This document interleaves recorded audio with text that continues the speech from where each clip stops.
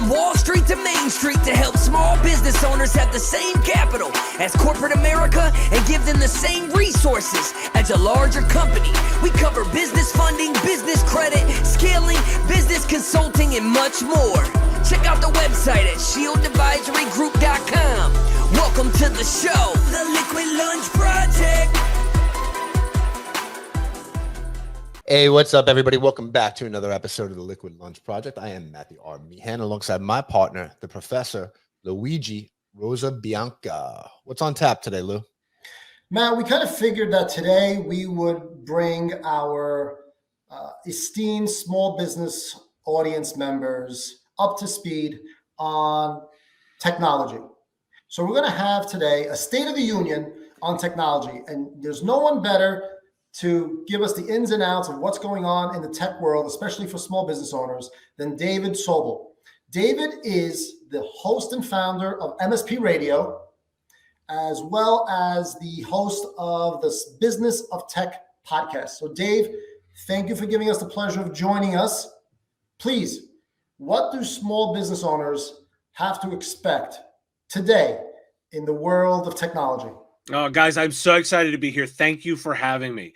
It's super exciting and scary at exactly the same time when it comes to small business technology, because what we've seen over the past 5 years and even over the last 10 is really the democratization of technology. So much incredible technology power is available to businesses of any size, but you're so much more dependent on it now as a business owner. And there are a lot more new risks, particularly as we think about cybersecurity and what can happen in that front, that it is both incredibly powerful and incredibly challenging at exactly the same time.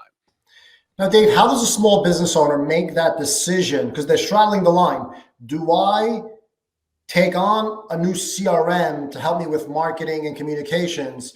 Or do I, if I'm a contractor, do I buy that new Ford F-150 with the Salesforce platform so I can send invoices while I'm having lunch?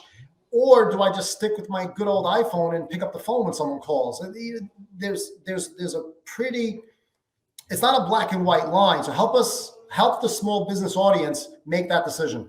So for me, number one way we think about this is that we should always be able to justify a technology investment by how it's going to drive our business. It's going to do one of basically three things. Either it's a technology investment that is required to keep the lights on, right? Like you've got to have technology, right? You can't exist now without a website, email, basic CRM management. Like you've got to have that stuff. That keeps the lights on. But there are technology investments that can help you reduce your cost of goods sold and manage that more effectively. And there are technology investments that can help you drive revenue. And you're going to be looking to make technology investments as much as possible on the ones that drive revenue, while at the same time making sure you're keeping the lights on correctly. Now, how about communicating and managing your team, right? Because as you grow, we're all building very elegant pyramids, right? The more people we have on our team, technically, the higher our revenue, allegedly. How do you use technology in scaling that side of the business that's not client-facing? Well, interestingly, I almost would link the two and say, I think it's part of everything. I think when you're doing technology really well, you've integrated it into all portions of the business. And oftentimes, by the way, we can use technology to make existing people more effective and not need as many people in order to drive the revenue goals we have. We might be able to slow your hiring needs a little bit by the investment in technology. By the way, I'm definitely not one of those people that think tech is going to replace people. That's not the way that I approach it. I look at saying, what can we do to make people more effective in their jobs, doing better value things with their time and delivering better outcomes, getting rid of as many of the basic menial tasks as possible and making them good at managing customers and managing the dollars that drive your business. And so for me, it's looking at that. Dave, I'm so glad you mentioned that. Matt literally and I just had a conversation a few days ago, and we were kind of going back and looking at like the SaaS and the startup tech landscape over the last few months. And there's a very distinct bar as to the companies that fail They're the ones that totally abandon the human experience and the phone call and the human interface, right? Nobody wants to speak to Joe. Everybody wants to speak to a chatbot. But those are the companies we see that are always failing because they try to eliminate that human interface. This may sound redundant, but how does a small business owner balance that, right? You want to introduce technology, but at the end of the day, Joe is more likely to make the sale than the chatbot. Yeah. So what we want to do is we want to empower Joe to be as effective as possible, right? What we want to do is we want to put and you've positioned Joe as a seller, right? So let's think about Joe as a sales type person. And Joanne. Yeah, and Joanne, of course, absolutely. We're genericizing this particular person, right? So Joe or Joanne is what we want to do with them is we want to make that their human time is spent most effectively.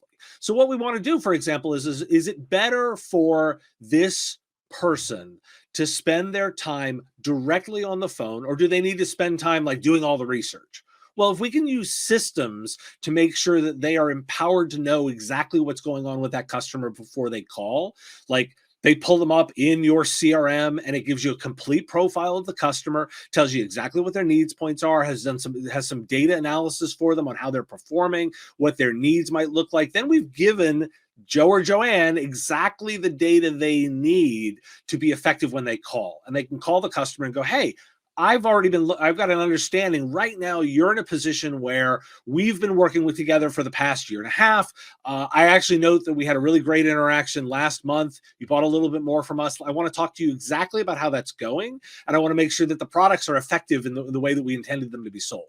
Well, that's a great call, right? Dave, what's the small business litmus test for when the business takes technology too far? So it's interesting because I don't necessarily think there's a too far. I think there's a wrong direction, right? I think that because to a certain degree, like I want my business to grow as quickly as possible towards driving as much revenue as possible. But when I start losing the value, those are the wrong direction sides. And so what I want to make sure is I've really maximized the value that my organization, who's also small, delivers out to our customers. And we use as much technology as possible to do that without losing core value. So when I go to a restaurant and I can only make a reservation online and I can only order my cup of coffee with a QR code and right, and, you've put too much friction into the process. Right, but, right. You put and it's the idea is you want to make this better. But think about the last time you went to, and restaurants are a great example, right?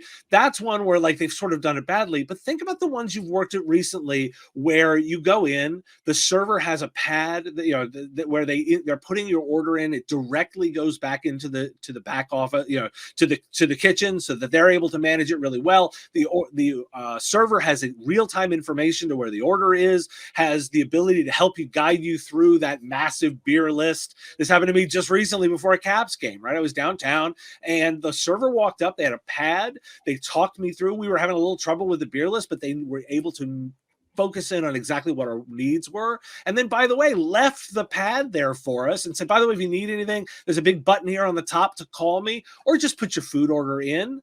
And it was great, right? Because then we got a little bit of the munchies a little bit later. We just tapped in because we saw there's the menu, put in an order of loaded fries, and out comes our server with them quickly. That gave us all the power of exactly what we wanted, and it enabled that business to be much more effective. Well, that's a great point. That it's definitely helped us out in all shapes and forms. I mean, we wouldn't have our business where it is today if we didn't leverage technology and a lot of automation, right?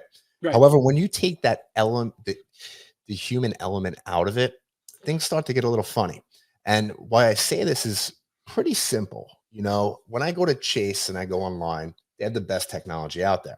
I try to call somebody up if the app's not working or something, it's messed up. There's some friction involved. Nobody answers the phone. I go to Google and we use G Suite for everything. For some reason, we're locked out of our accounts. I can't get anybody on the phone. I can't have anybody respond, and it takes up time. So I think where the crossroad lies is actually having that customer service. Ordering is usually great. It's the customer service when something goes wrong, which is always the problem. on the Which, back. by the way, is why I'm a huge advocate for IT services companies and managed services providers that generally work with small businesses, because what they're really good at is navigating that. Okay, can we let's unpack that, right? Those are Yeah, some big words, and I don't understand them, so I know the audience probably don't. What sure. is a I managed IT company? Yeah. What is that? What do they do? Where do they come from? It's a great question, right? So what I Yeah. normally do is for most small companies, they Okay. have somebody that helps with technology, right? It could be cousin Joe, right, or your cousin or your nephew's sister, kid. Like, it could be something like informal like that. It could be somebody in the office that kind of knows technology. But the scale of that is as you move into businesses that are literally dedicated to that. We call them IT services firms or managed services providers. Those are generally the two phrases that we use it, but they're technology companies specifically focused on helping small companies be effective with technology. So when I was on Wall Street, we had basically our own server room, Yeah, BlackBerry service, but we had one person in there, right? That just yeah, managed, that did all that, right? And right. every company would have to go out and hire 1, 2, 3 people in house. So is that where this came from? It's To totally that actually idea. fractionalize it? Yeah, it's fractionalized that, right? So instead of trying to hire somebody internal, because that's really hard to do, and you got to keep them and you got to train them and you don't know how to manage them and you don't know what their skills are, instead, hire a company where you get a slice of that, right? And so they're going to build out a help desk that knows how to handle it. And you'll get different people on that help desk, but they're all educated and they know technology and they've got back end systems that help you understand who you are as the customer and have that information for you. And they've got tiers of that. So they've got people that understand how to fix Janice and accounting's printer. Okay. Or they also know how they have got people that are smart, that are business analysts that can say like, oh, we're going to take like a comprehensive look at all of your needs and understand that. Oh, and by the way, we're going to do things proactively too. And we're going to stay on top of your security needs and make sure that you're like backed up correctly and protected as best we can from hackers. And by the way, that you've got the right insurance against this and that you're compliant with whatever laws required for your data. Like, they're going to help with a comprehensive view of your business. So how many employees, how many systems, instead of just having that one person that just helps with email, right? Eventually, as you go down this technology rabbit hole, you have the CRMs, you have the automations, you have the Zaps, you got your Google Workspace, you have your VoIP phones, right? Right. And they're all not pieced together properly if you're doing it yourself. Because I know Right. for a fact, because it happens in my companies, right? So do you hire somebody from day one, or can you hire somebody to come in and fix this? And what size company would you have to be in order to afford one The of these? joy is that they are all correct. They're all correct answers, right? Okay. So that you can do it from day one. You can start working with a technology provider from day one, and they can help you build from nothing. But by the way, that doesn't happen all the time. So the technology providers, the space that I've lived in the last 20 years, we're used to waiting in on situations that have not been planned from the beginning. And we'll start working with you and talk about your needs and help understand where you need to go, and we'll get you on a roadmap that'll do that. And we'll do some work to start tying those systems together and make them work together more comprehensively. And we'll do it over we'll do a technology needs assessment, and we'll then guide you toward the correct answer. And the cool thing is that they will then also become the person that helps manage those vendors. You don't need to talk to the VoIP provider and to Google and to your CRM provider. They're going to take that responsibility on. So they're going to interface with the vendors. And the good news is, because they've got some scale, those people pick up their phone.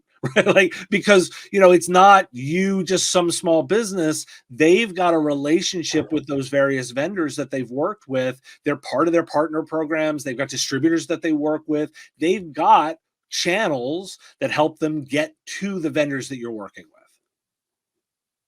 That's good. I wish I would have known this. Well, that's the space, right? That's what we're out there doing. Is that there are technology companies that will help you. And the cool thing is they're different sizes and they're different types. And you're going to be searching, you're going to be looking for IT services companies or managed services providers, but it'll be local to you. So you've got local versions, there's nationwide versions, there's large regional ones, there's small networks, there's all different sizes. In the same way that you might think about accountants.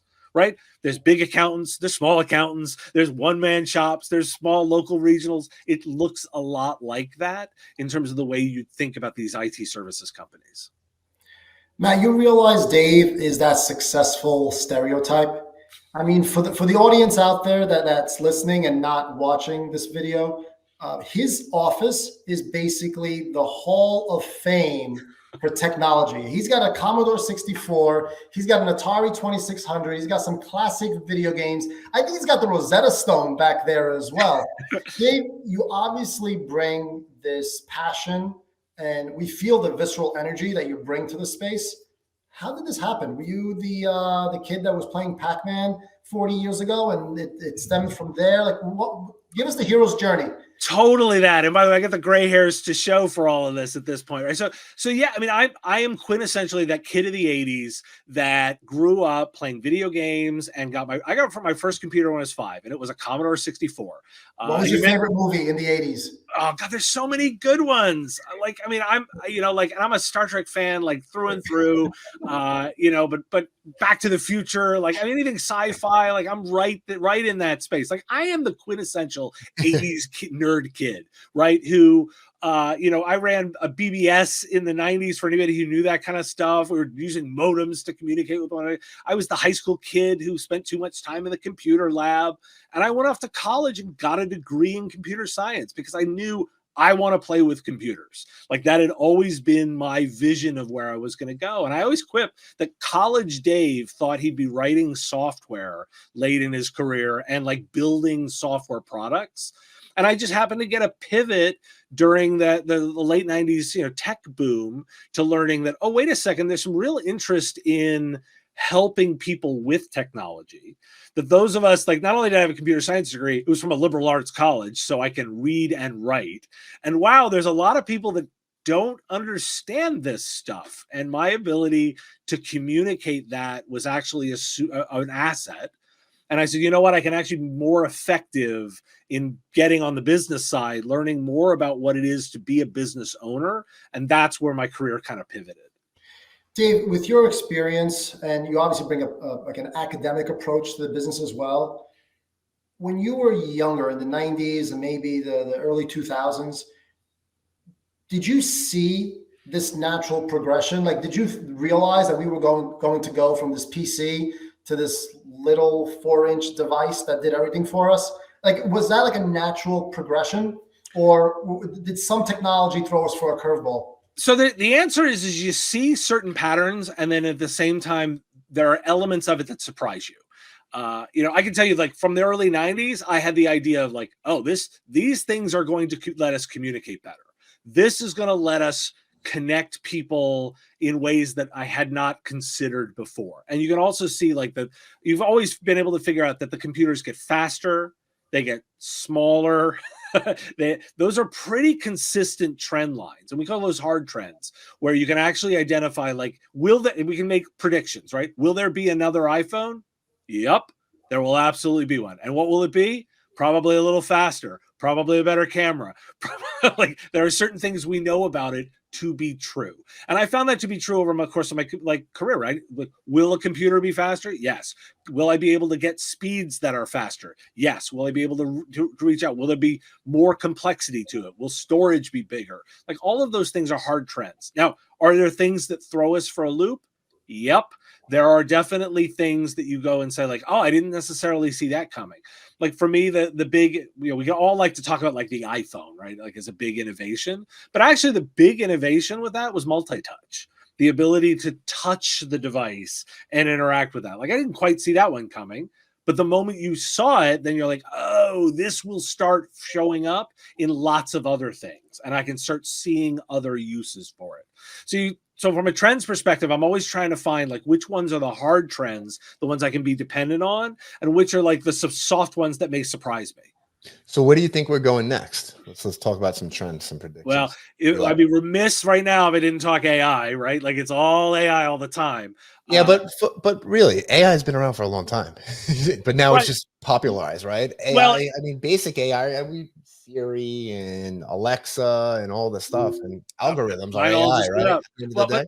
But the inflection point was ChatGPT kind of unleashing new ideas and people seeing the power of it in practical applications, right? Like, the ChatGPT being one of the fastest growing consumer products, in the of all time. It's right there in the top list. It outpaced a lot of social media adoption. It rivals the iPhone in terms of growth numbers. Like, it just sort of exploded. And then you can see all of the ancillary effects. Like, we reference Google Assistant, Amazon devices. Like, we reference that. Yeah, but they weren't quite there, right? And then there's a moment where, like, oh, wait a second, now they really can become something. This has all been building, overnight famous in 20 years for a long time, right? You're exactly right. These technologies have been there, but they explode in popularity at certain moments when they become practical and the price cost benefit. And cost effective. They've got to be cost effective. Like, right. At the end of the day, you may say $1,000 iPhone is expensive, but it's not, because look at what that iPhone replaces. 100%. It replaces a ton of hardware and software that you no longer have to buy. Yep. Now, if the cloud made the server obsolete and the iPhone made the PC obsolete, will wearables make the smartphone obsolete? It's a great question. And I'll tell you that I have my particular way of thinking about this is I think it's a little less specifically wearables and more the idea of what we call ambient computing. And ambient computing is the idea of just computers being available to you in the right way at the right time. I love a good science fiction reference. I'm going to pull one right here. The Star Trek computer is exactly what we think about for ambient computing. Think about Star Trek: The Next Generation. Captain Picard is standing on the bridge and he just goes, "Computer, tell me about this planet and how we would get there." There's a lot implied in that command, right? The computer has to know where they're at, what the ship's conditions are, what's around there, what the distance is. It needs to know, and it is smart enough to understand that context and then provide the information that the captain needs. You talk about wearables. Well, he had a communicator right on his chest, right? He was able to tap that. That was the way that he interacted with it. I think those devices that work for us when we're in the right place at the right time are the ones that are going to be successful. I'm a little less keen on things that make you look like a dork. Sure. Big goggles on your face and stuff that blocks your interaction from humans. It's why, an Apple Watch on your wrist is a thing that seems to make sense to me. Bunch of goggles on your face, a little less so. But I like the idea of things that might interact with you and then tying them together where they work together in concert. I think that's where we're going. Dave, you brought up some great examples. How does that happen? You have to admit, it is uncanny how art imitates life and then life imitates art. I mean, are these creators of these old Buck Rogers and Star Trek and Star Wars shows, I mean, did they have their finger on the pulse at such a point where they saw what was happening? Or does society look at that and subliminally create what they've seen on screen? Or is it an iterative circle where the two play off one another? So, I mean, Star Trek's a great example to talk about because there are so many scientists, doctors, people in those spaces that grew up watching that show and then went into technical professions and got a lot of those ideas. A fun one, Jeff Bezos is a Star Trek fan. When he designed the Amazon speech devices, he literally said, hey, it was kind of like the Star Trek computer. Like, that was his example to talking to his designers. So the creative ideas, the authors, the writers that are thinking up where this all might go, they're dreaming really big. And by the way, in some cases, they're incredibly wrong. But in other cases, they're inspiring and they give us good ideas. And then people try and put those into practice. Oh, and by the way, the things that are shown in practice that people build, those creatives get new ideas about where it might go. And I think it's a lot more cyclical and it bounces back and forth. So a story about that, when they created Alexa, it was a really secretive project. They actually bought another company and brought them inside of Amazon, right? Yep.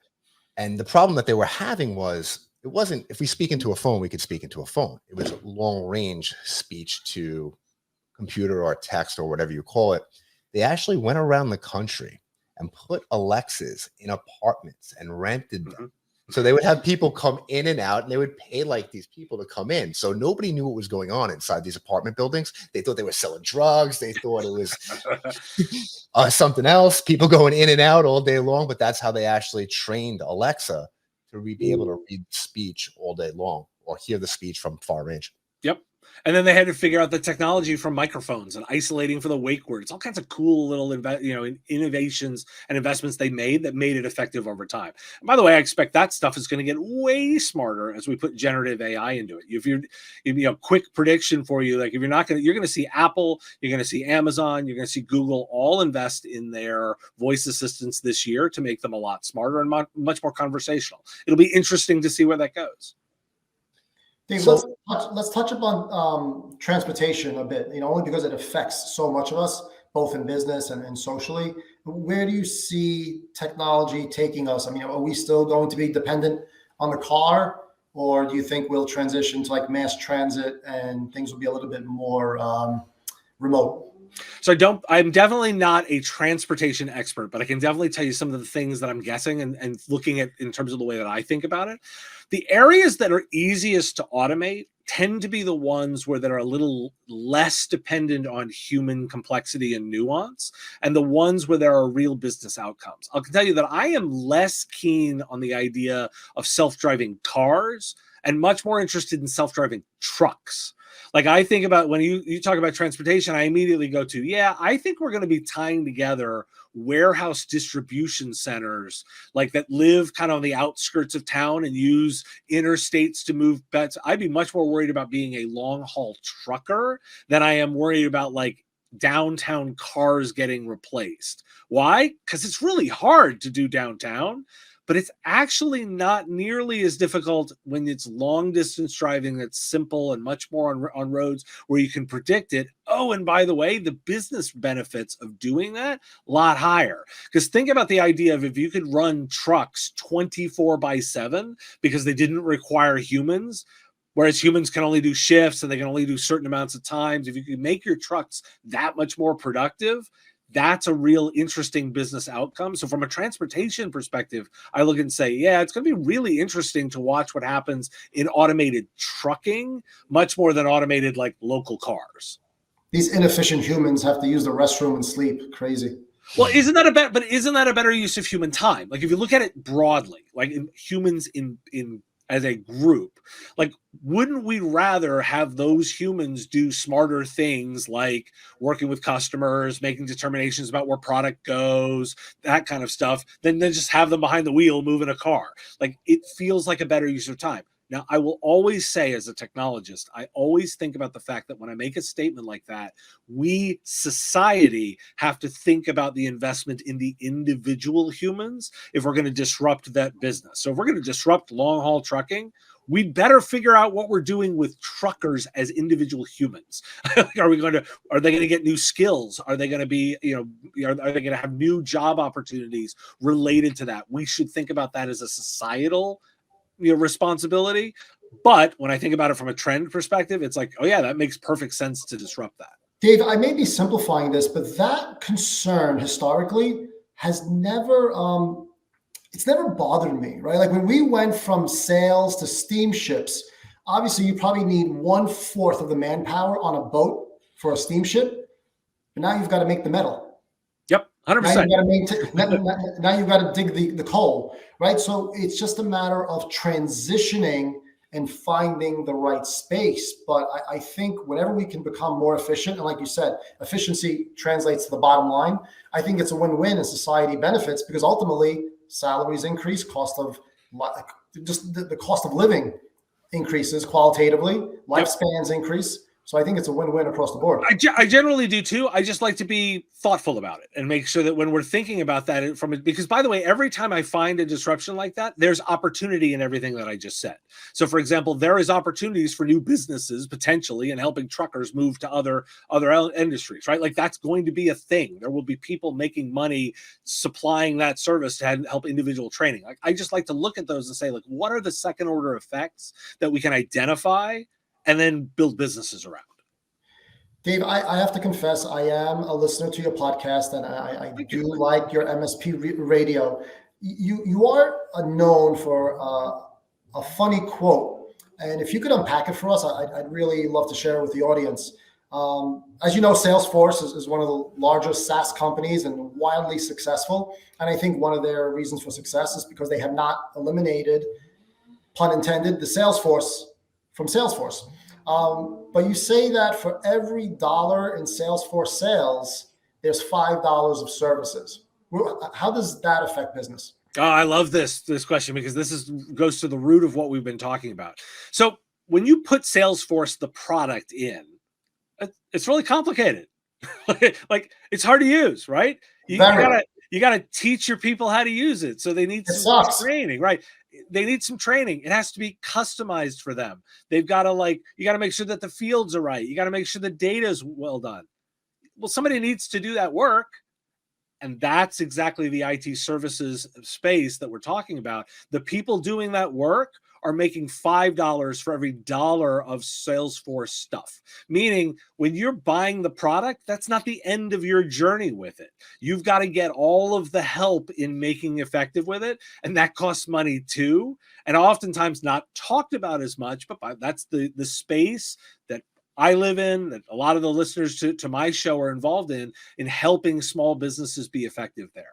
And you gotta do that stuff. But by the way, what we're also looking for is, so we're oversimplifying the example, right? For every $6 you're spending on Salesforce, I also want you to get $6.50 back, $7 back, $9 back, $12 back. I want you to look at that technology investment and say, I've done it and I'm getting money back because of doing it. Oh, Dave, I needed you. I needed you in my life a long time ago. Oh, you know how many things I'm here bought? for you now. Yep. I'm here for you now. You know how many things I bought and I signed a contract for, and I'm like, all right, I got the product. Now what? And I just didn't do anything with it. Just paid for it because it was too complicated. Ah, you live and you learn. Dave, why don't you tell everybody where they can find you on the I appreciate that. So you can find all my stuff. I'm easy to find. My website is businessof.tech. You've got links to there's a big blue button there, links to the podcast on whatever format you prefer it on, video on YouTube or on all the favorite podcasters. I do, there's a daily version that you can get in your inbox. There's a weekly version that summarizes our interviews. I'm on all the different socials, but all the links, every way to find me, including written versions of all my stories at businessof.tech. Dave, thanks so much for being here. We want to be respectful of your time. But before I let you run, I got one question for you. Bring it on.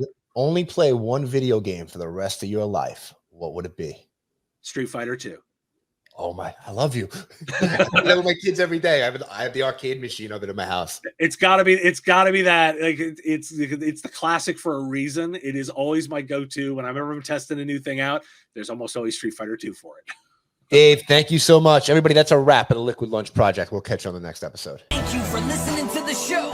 And make sure you subscribe, leave a review, and share it with a friend. We'll see you on the next episode of the Liquid Lunch Project.